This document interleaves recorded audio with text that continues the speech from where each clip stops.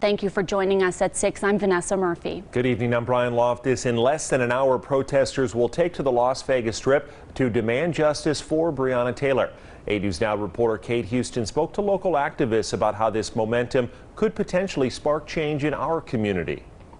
I'm across the street from the Sahara, where at 7 p.m. protesters will gather here before they make their way down the Strip. The organizer of tonight's protest tells me he expects hundreds of people to participate. The demonstration is on the heels of last night's march in downtown Las Vegas, where about 150 participated. Minister Stretch Sanders organized tonight's event to keep the momentum going, saying this has to be a movement, not a moment. Because as much as we need to protest, we also need to take that same energy and bring it to communities that are impoverished.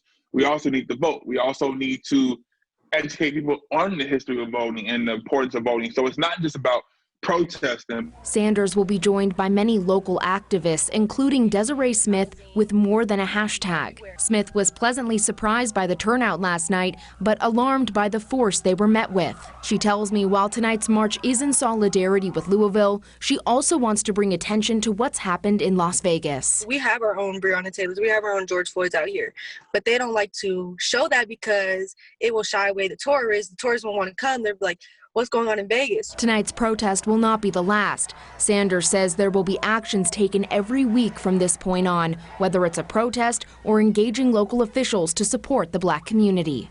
Kate Houston, 8 News Now.